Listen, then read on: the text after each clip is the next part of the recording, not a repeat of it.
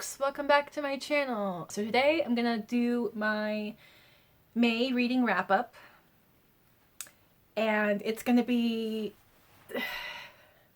so the previous wrap up, April, I talked about 17 books plus some DNFs, and it was real fucking long, and I was like, what the fuck happened? Audiobooks happened, mostly.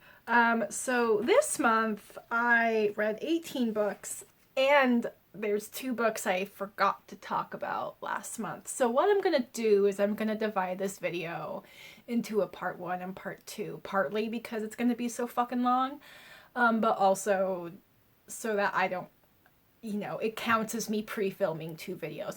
No one is watching the entire thing in one go. And if you are, thank you. You're like me. I'm like a video completionist. I'm, according to YouTube analytics, that is not what people usually do. Okay, so I'm going to be jumping between the list that I know has everything so I don't forget books again, and then my other notebook where I actually took some notes. So let's start with the books that I forgot to talk about in April, and I'm really sad I forgot to talk about them because they were great, but the reason I forgot to talk about them is because they were ebooks, so I didn't have them in my pile, and I think where I took notes in my notebook was like out of order, so I understand why I forgot to talk about them, but I'm bummed because they were books that I particularly wanted to talk about at the time that I did. Okay, so the first one is Dark Theory by Wick, Welker. This is a new release. Let's see, this was published April 17th. This is the second book of his I read. This is a copy I picked up from NetGalley. So, what is this book about? A lot of things. A lot of things. It's really difficult to summarize concisely. So we start with a young woman who is a former or aspiring thief with a mysterious past. It's been a very difficult past. She's very like emotionally closed off. She's all about survival. She's all about thinking for herself. And she and a companion make their living searching through scrap piles for dead batteries, for aluminum, for, you know, this is a sci-fi. This is like a other planet space opera thing, and it's going to be part of a series. So this, what is her character name? Did I write it down? I don't know. I think her name is Mira. I don't know. I'm gonna call her Mira. It might be wrong. I could just Google it. Nope, momentum is important for me. We're just gonna keep going. So she and a companion find a robot in this pile who's actually still in working condition. He boots up. His name is Bitro. He has no memory of who he is and why he's in the junk pile. He just has a mission directive that he needs to find his creator. He needs to find Galliaro. So that's where the story kind of starts, is this robot joins this team, and he and Mira kind of join, have this, an alliance of survival rather than friendship. And then we also get the perspective of a street rat homeless child named Ribcage, who has the ability to teleport when she's close to her mother.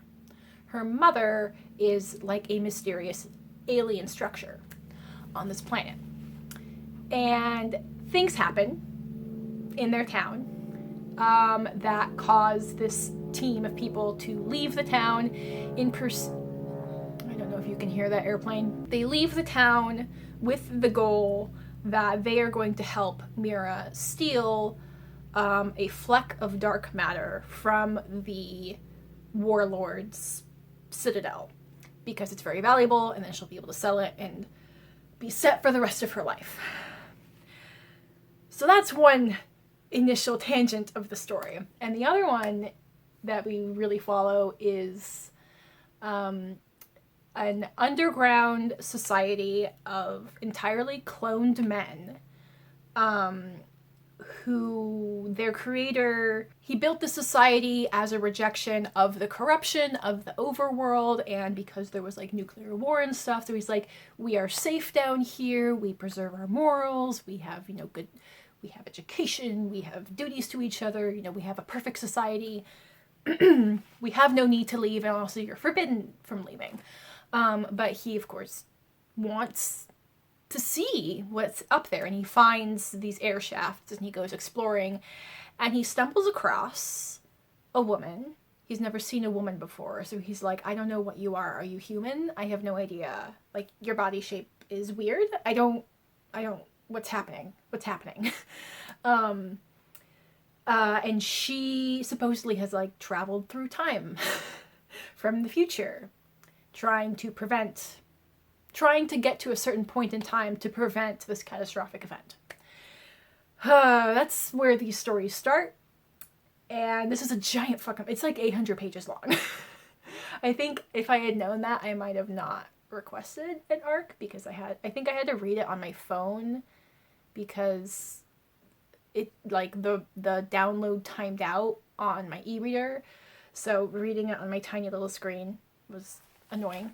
But anyway, so you have all of these stories. You're pursuing the dark matter. You're figuring out who is the warlord and where did he come from and where did he get all of his technology. Beatro reveals certain powers, and we're trying to figure out what those are from. We're trying to figure out what's up with Ribcage and the teleportation and this underground society and the time traveling woman, and it's a lot of things. But it was fun. It's just like, all right, it's going to be super messy. The character development is kind of heavy-handed. The one thing that I didn't love, but I feel like in a long book, it could be useful if you're a slow reader, is they, every couple hundred pages or so, characters would come together and they would rehash what has happened to them and what questions are they pursuing and what information they've gained. And it's a lot of, like, telling, not showing, just like rehashing, like what has happened and what is happening. And as someone who reads really fast, I'm like, I remember I just read a part where you talked about this yesterday. I don't need the refresher. But if you're someone who would take several weeks to read an 800-page book, I could see that as being useful, because there's a lot of things going on. Periodically, they rehash everything.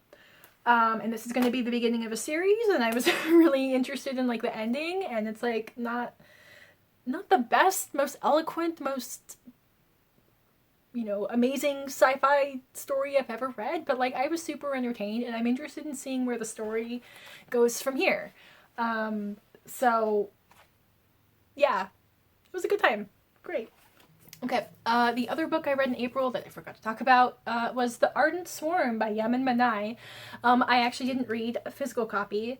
I don't remember if this was either the first or the second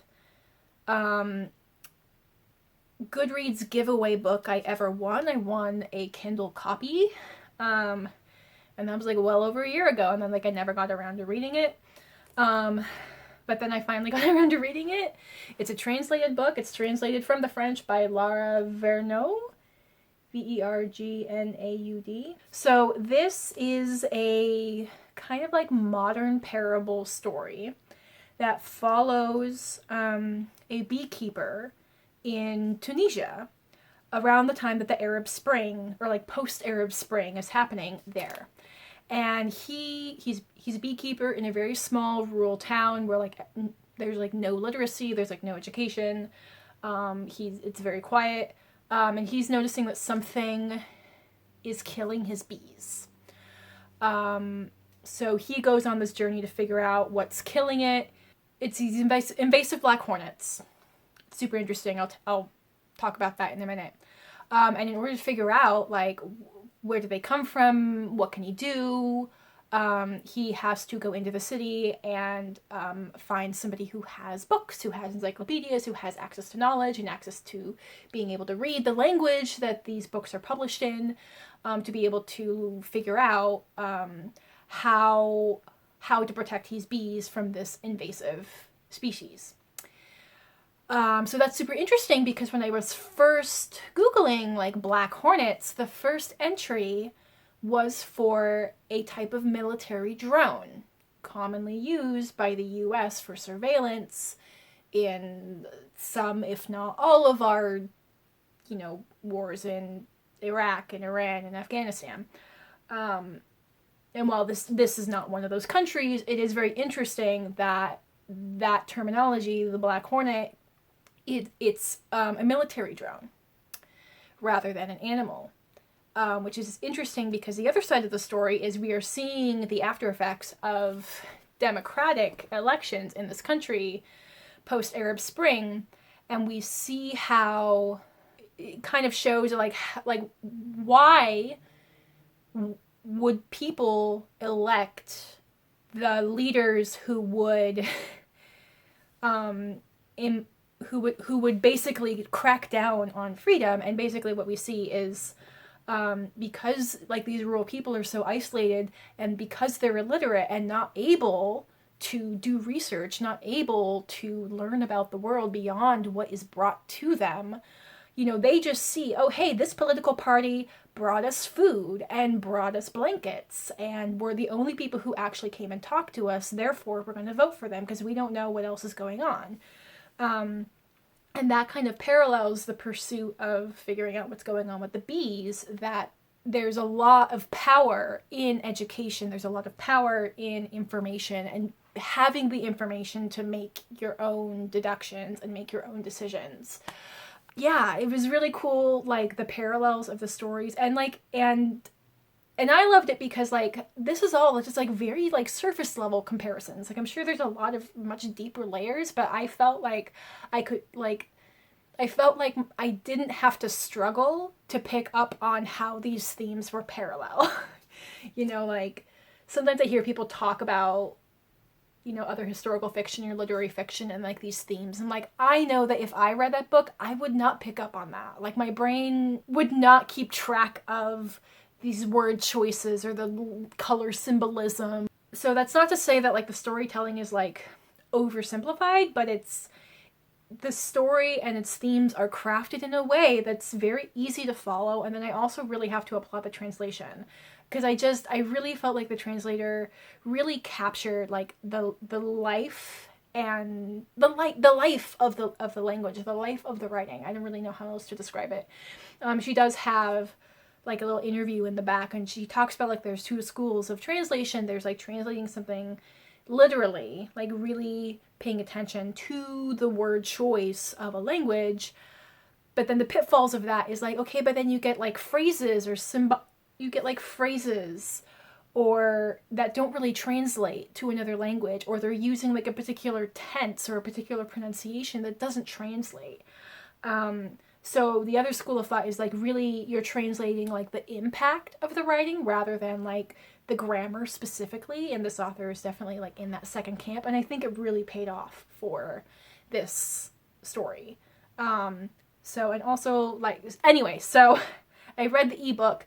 I saw a copy come up on Pango, and I'm like, I like this. I would read it again. I would share it with people.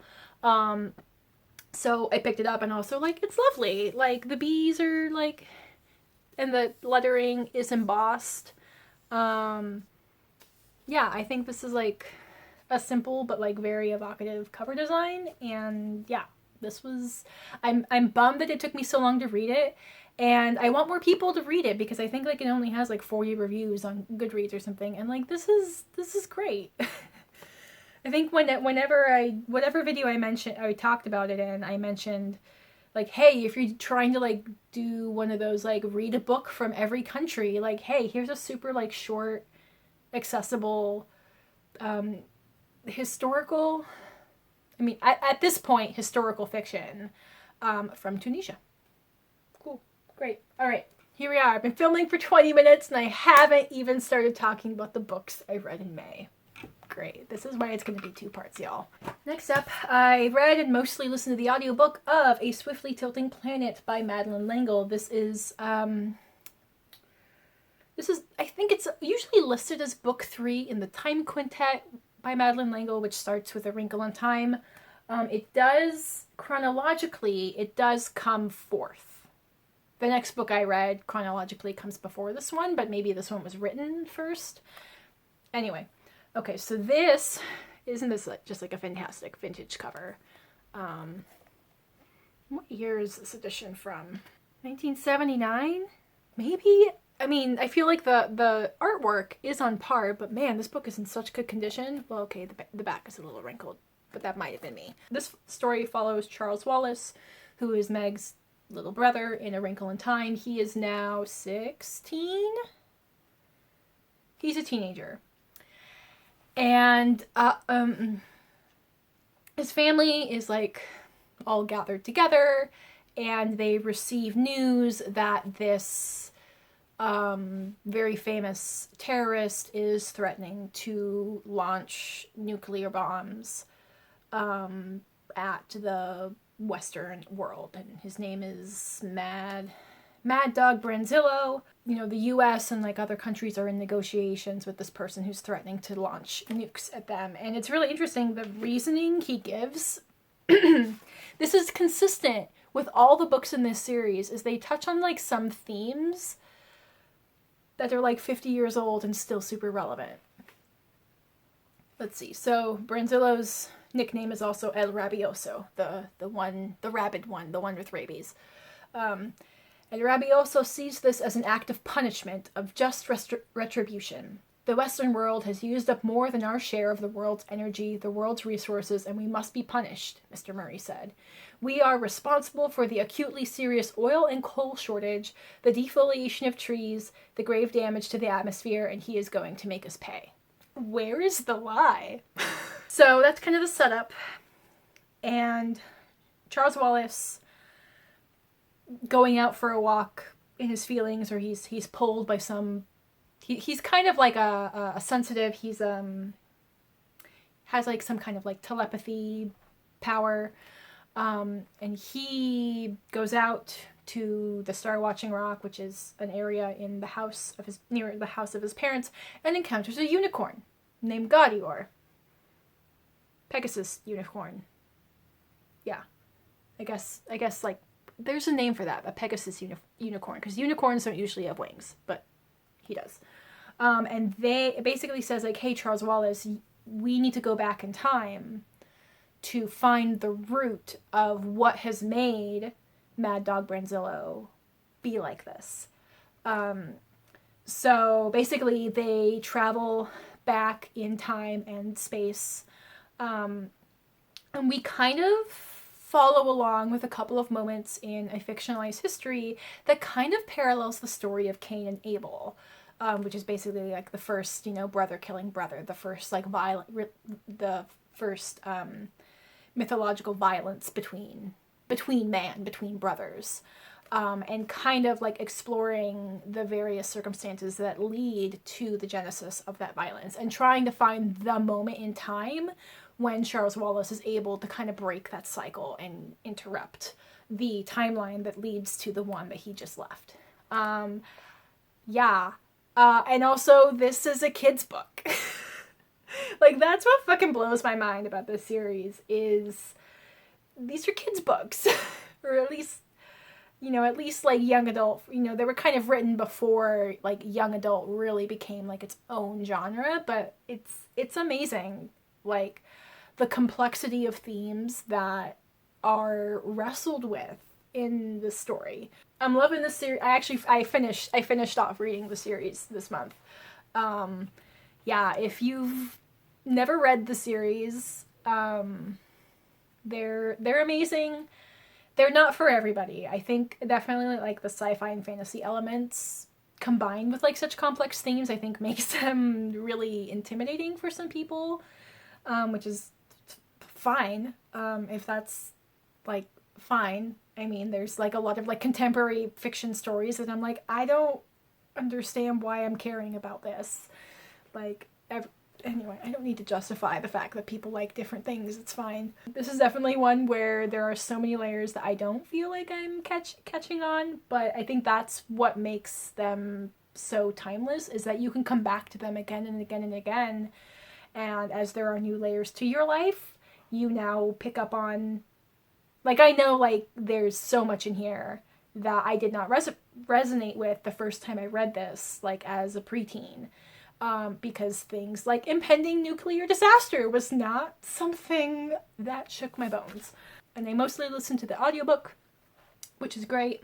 And for any book that I listen to on audio, I will have the audio narrator also listed in the description box, along with title and author. Okay, so the next book I read was a collection of essays called All We Can Save. And the main editor's name I have forgotten, but this was a book I picked up because I've definitely seen, I know Aja Barber talked about it a lot. She referenced it a lot in her book Consumed, as this is like a great collection of essays that talk about climate justice, climate change. There's a lot in here. It kind of feels like a cross between Braiding Sweetgrass and 400 Souls. So of course, like, the collection of essays definitely, of course, parallels like 400 Souls, but also in the sense of we have voices from many people involved who have a vested interest in this work. We have, climate scientists, we have politicians who have implemented policy, we have, lawyers, we have environmental activists, we have youth activists. We have such a variety of voices and experiences and in history talk about their work, talk about how they come to this, and talk about where they see us moving forward. We definitely have, of course, we have quite a few essays from Indigenous environmental activist leaders. This feels like the book you would read after you read Braiding Sweetgrass. Like, Braiding Sweetgrass is kind of like the introduction to rethinking climate justice, rethinking environmental and climate justice. And then this is the book that kind of like really expands on that and like leads you towards actual things you can do, things that are happening and things that we are going to need to do moving forward. One particular essay I really liked was titled Wakanda Has No Suburbs. And in particular, it uses the imagery of Wakanda from the Marvel universe as an example of like why suburbs are like a really detrimental human environment planning. Because in Wakanda, it's like you have all of your agriculture, you have your preserved natural things, you have your preserved nature, you have your agricultural areas, and then like very suddenly you have the city. Basically you have the world where nature reigns supreme, and then you have like the bubble for humans. But it's very interesting that it looks at the imagery of Wakanda and kind of like parallel and makes the argument that like their city planning structure is part of what makes them great, and what makes them great is they understand the necessity of this. Anyway, so that's one essay that like really stood out to me early on. I think my one critique really with this is because it's a bunch of standalone essays, we get a lot of repeated information. I have lost count the number of times people reference Silent Spring by Rachel Carson. Okay, fine, I'll read it since, one of every 3 essays reference that book. But people dump a lot of the same data about how we know that climate change is fueled by our manufacturing and our use of oil and, our human impact. It's probably not necessarily designed for a reader like me who is going to like read or listen to that in the space of 3 days. It's probably more meant for someone to like dip in and out of these essays over several weeks or months. I do highly recommend it, but it's like, yeah, if you try to read it in one sitting, there's going to be a lot of repeat information. I have to note, like, on the audiobook, they've got some great narrators. I know they've got Jane Fonda as one of the narrators, and Julia Louis-Dreyfus, and I forget the other names, but there's quite a few other notable narrator names in there, which is pretty cool. So the next book I picked up is also an anthology. This is Stim and Autistic Anthology, which I have again, forgotten the name of the editor who put everything together. But this is a collection of a variety of writings from autistic authors. And it's a mix of essays and fiction and like fictionalized nonfiction topics, which I think that like I agree with the most common critique that I see of this collection. And I actually see this critique from a lot of reviewers who say they're artistic, and they're like, the fact that like you're jumping from a nonfiction essay to a fiction story, you know, a nonfiction essay to a very linear fiction story to a very like avant-garde fiction story, and then back, and then like the fact that the writing styles are so different makes it not feel cohesive. But I totally understand and support the idea of this project. Was part of the reasoning of having such a variety of writings in there is to illustrate the variety of autistic voices. I definitely think that this is a book that was necessary and successful in its goal. But the hope is it, I guess not become obsolete. Obsolete's not the right word, but you know, the goal was to bring attention to the variety of autistic writers, the variety of autistic, of authentic autistic representation, and the variety of what that looks like. You know, have a bit of, you know, kind of challenging that nothing about us without us. I think this was a collection that was like trying to fill a void of the lack of own voices autistic representation in both like nonfiction and fiction. So I think it was successful in trying to do that. Anyway, if you're looking for like a variety of autistic experiences and autistic voices, there's a particular essay in here about parenting while autistic. It's written by a woman who's kind of talking about how like her own challenges growing up, and then like in pursuing a diagnosis for one of her kids, she got diagnosed herself, and like the revelation that was, and you know, in being better informed in how to care for her kids, she's better informed in like how she moves through the world. Yeah, so like that was one of the essays that kind of stood out to me.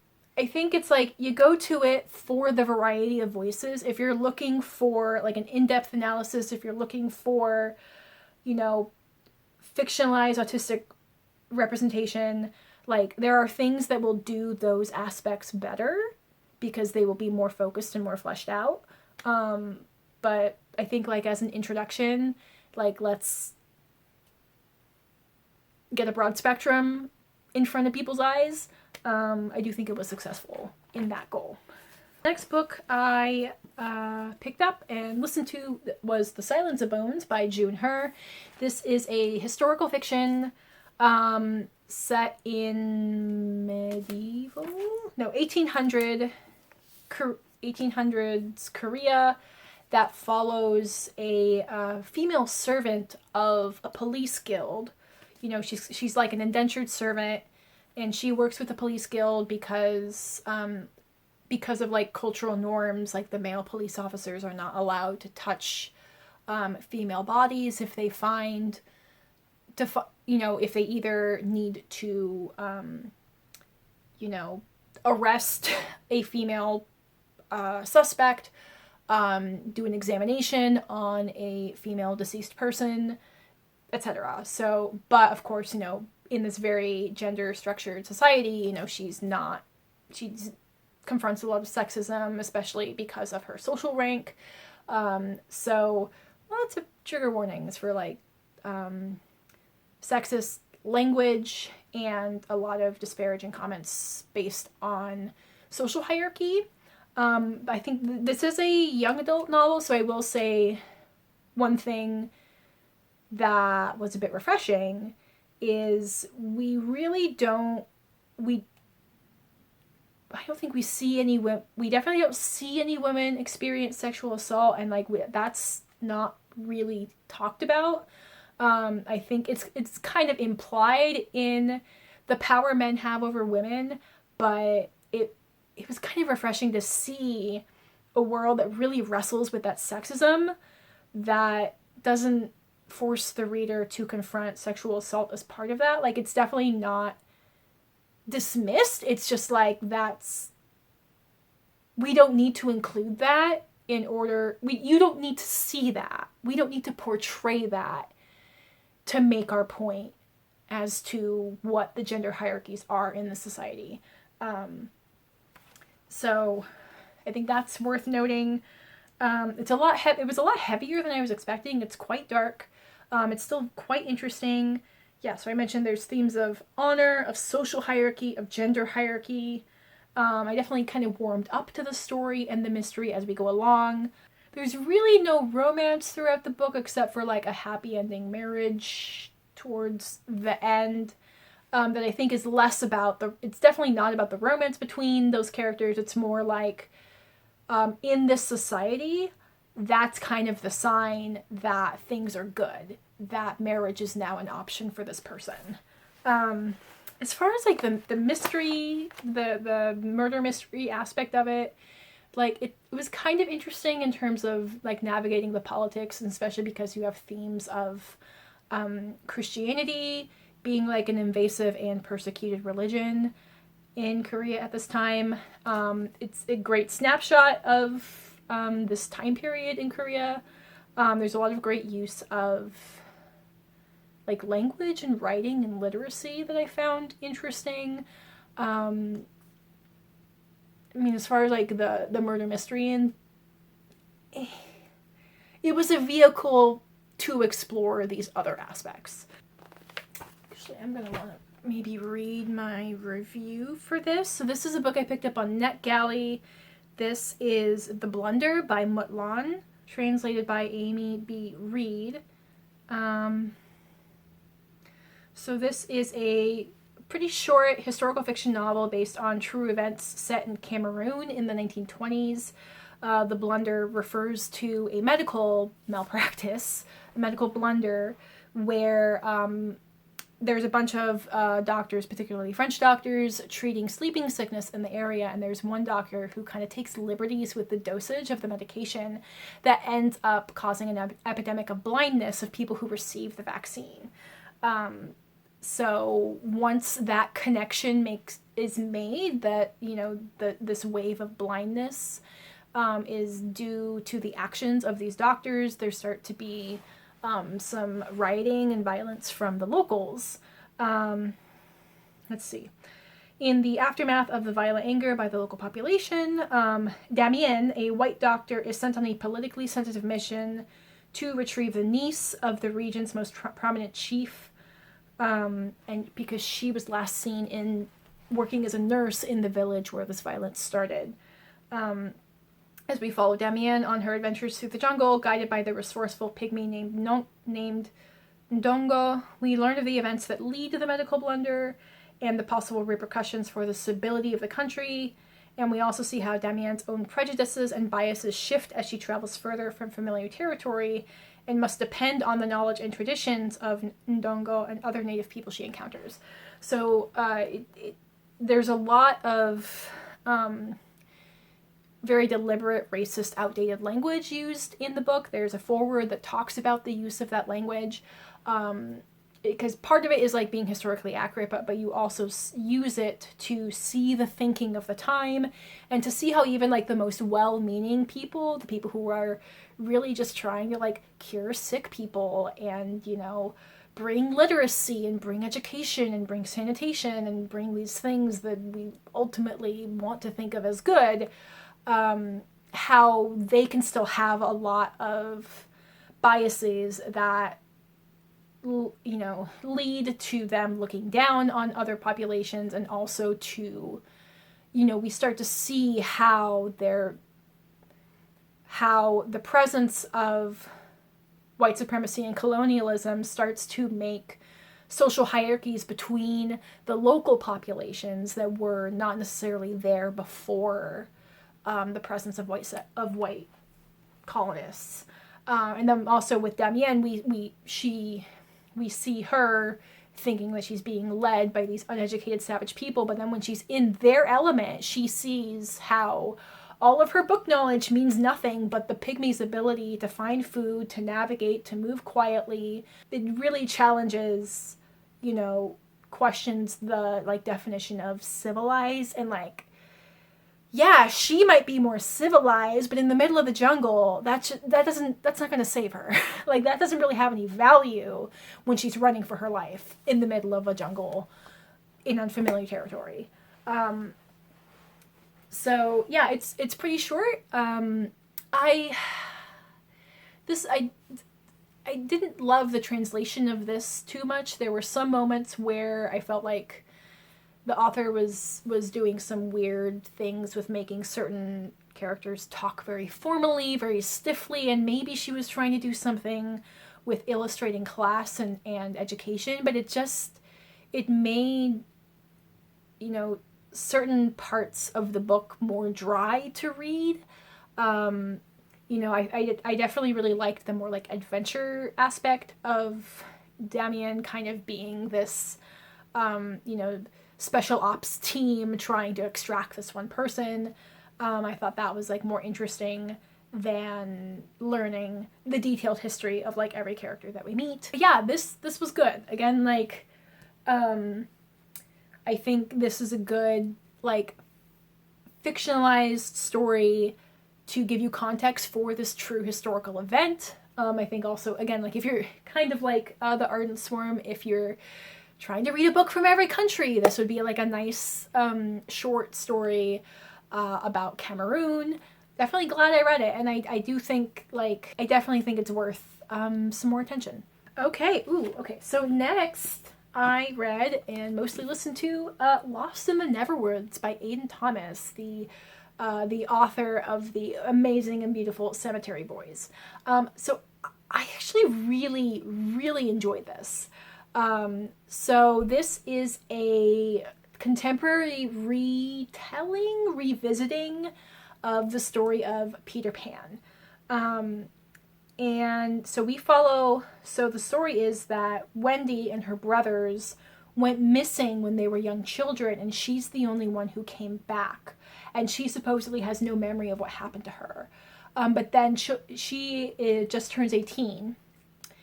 And some young children start to go missing again. And then she sees this boy, Peter, who's not supposed to be real. Like, he's from these stories that her mother used to tell her. And she kind of has dreams about him from her time of when she disappeared. He's not supposed to be real, but there he is right in front of her. And he's basically come back because he's lost his shadow, and there's something about that has to do with the children who are going missing. So she's trying to like keep secret that she knows who he is, and that she might know more about what is going on with the disappearances. The disappearances have a paranormal element. So there's a lot in here about her mistrust of adults, particularly of law enforcement, because of the way they treated her when she came back. So there's a lot of exploration of the trauma of being a child, trying to talk about something very important, and the adults just don't believe you and don't respect you, and kind of like the re-traumatization of the way law enforcement and adults deal with a survivor when nobody knows what's going on. So we see a whole spectrum of, you know, good adults, gray area adults, and very mistrustful adults. But yeah, I actually really, really like this. I thought the atmosphere was very well done. I think I made the right choice that, you know, I picked this up maybe going on a year ago or something. And I waited a while to read it. I know that there were a lot of mixed reviews. And I think a lot of it was, it's very different than Cemetery Boys. It's not a queer love story. There's like no queer representation in here. It's not really about identity. It's not about transness. It's, you know, there's a little bit of like a romance plot, but like not the way that Cemetery Boys is. So I think a lot of the things that people really loved about Cemetery Boys just weren't a part of this story, and they were annoyed that it wasn't there. And you know, I think that's fine.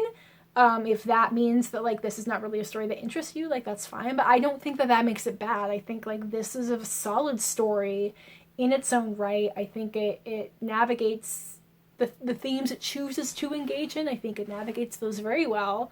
I liked what elements of the Peter Pan story it brought in and which elements it kind of like left out. But anyway, if you're a fan of like the trend of like retelling Disney stories, retelling classic fairy tales, classic children's stories, and putting like a more modern adult spin on them, if you're a fan of that, I think this is really great.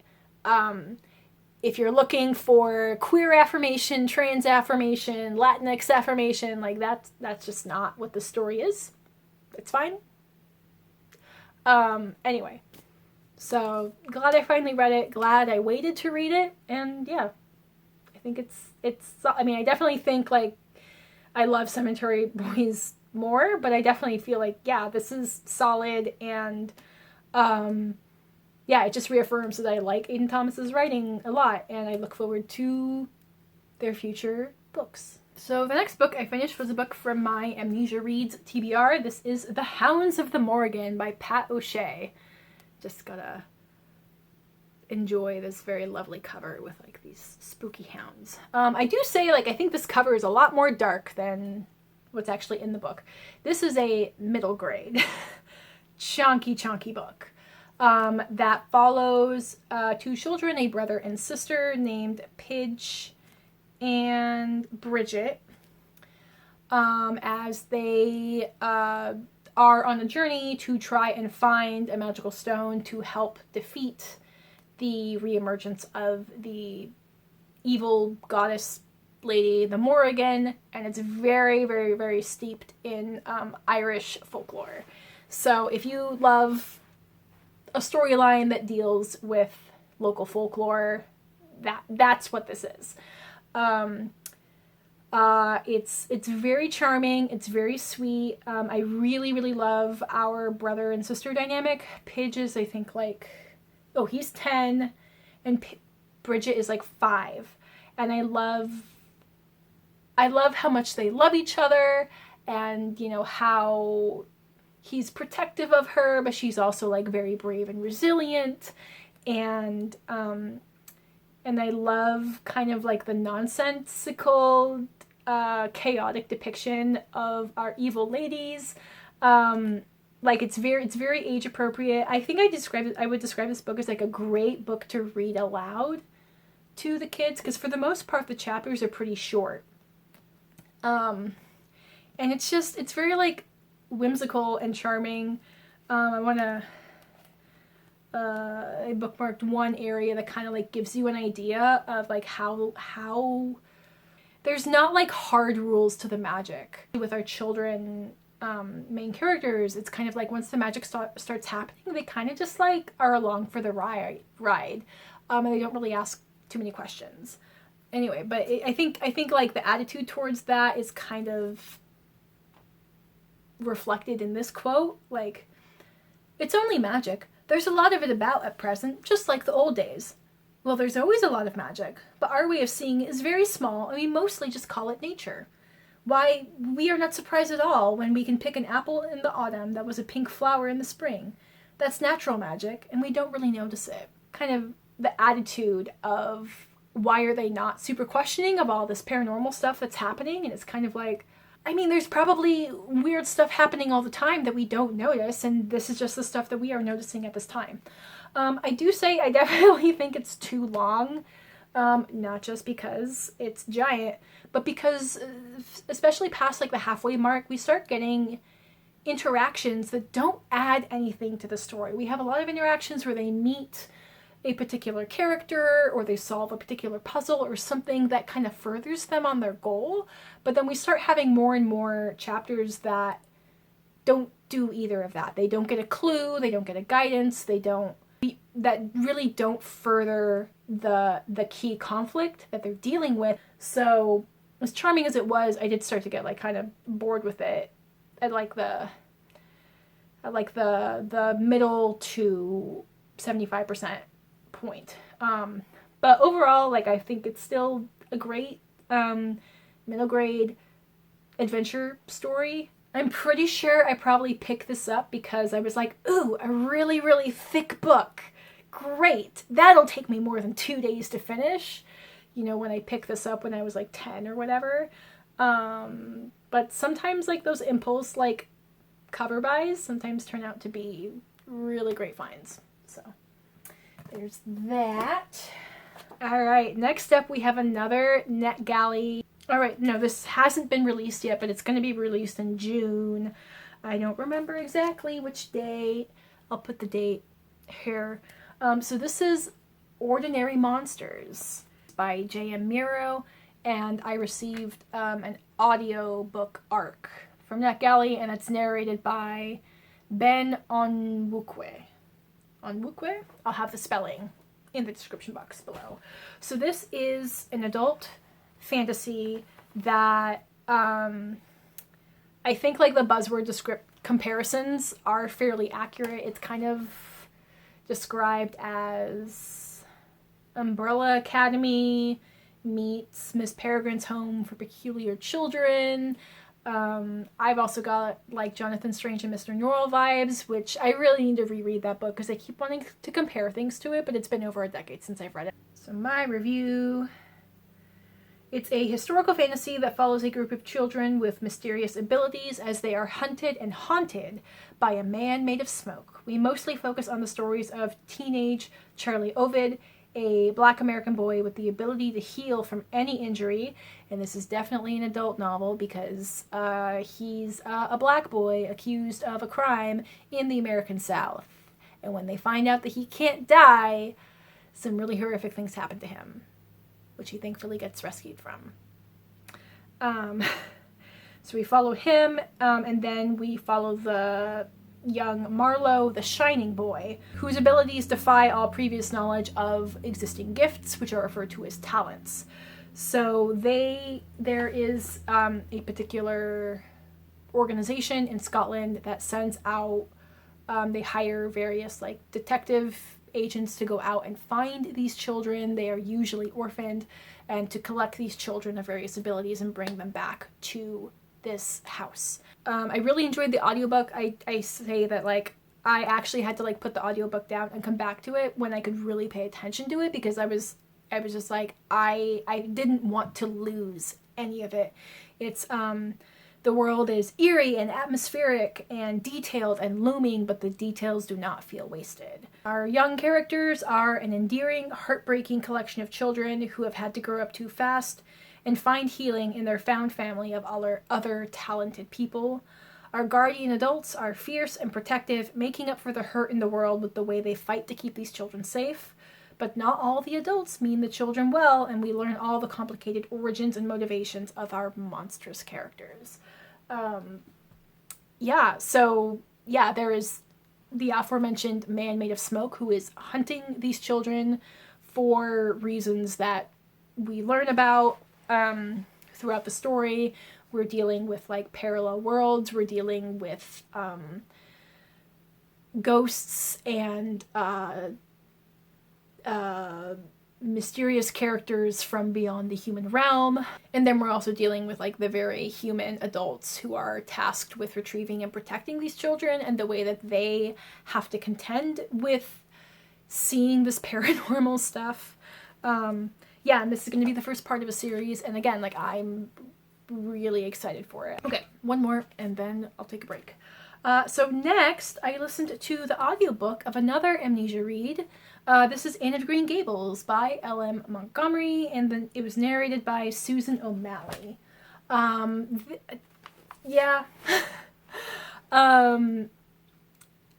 So so this was on my Amnesia reads, not because so much I forgot about what happens in this book, but I have a little box set with the first 3, and I really don't remember what happens in book 2 and 3.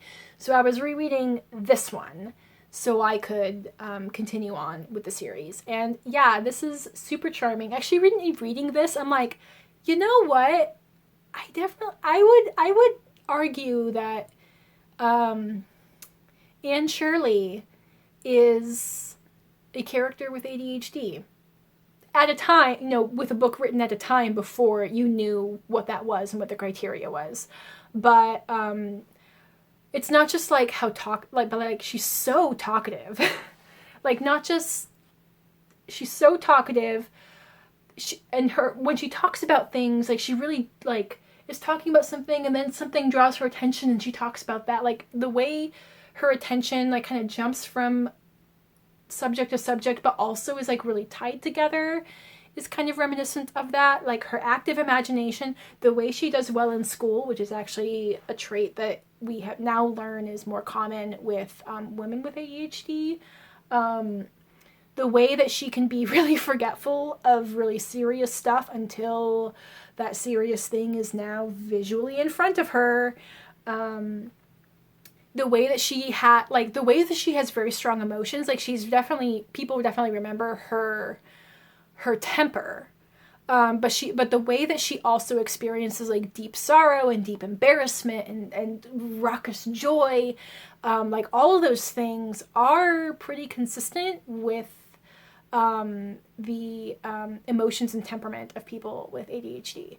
And so I say that kind of with the caveat of, like, I'm not a medical professional able to, like, diagnose that for sure. And given the time that it was written, we'll never know for sure if that's what was intended for this character. But I bring it up because representation is important. And sometimes you have to sometimes you, like, feel a kinship with a character who might not have been explicitly created for a certain identity, but, you know, people of that identity might feel an affinity for and might feel a fondness for it. And I feel like there's something about her that feels like a good potential representation of a character with ADHD who, because of those behavioral traits, finds success. You know, she finds academic success, and, you know, her creativity and her, like, very strong emotions lead to, like, very strong lasting friendships, and you know, in a way it helps her, like, win people over. Anyway, that was just, like, a thought that I just kind of kept coming back to as I was listening to this. And yeah, this is, like, a super charming story, and I definitely see how it has lasting appeal. So cool. Anyway, yeah, I think I've got the next audiobook checked out on my library, so I will get to that in the near future. We're about halfway through. I'm gonna take a break. I'm gonna wrap this video up here. If you have made it to the end of this video, of this part 1 of this video, can you leave me a bee emoji in honor of the Ardent Swarm? And I will see you folks in part 2. Yeah, see you folks in the next video. Bye.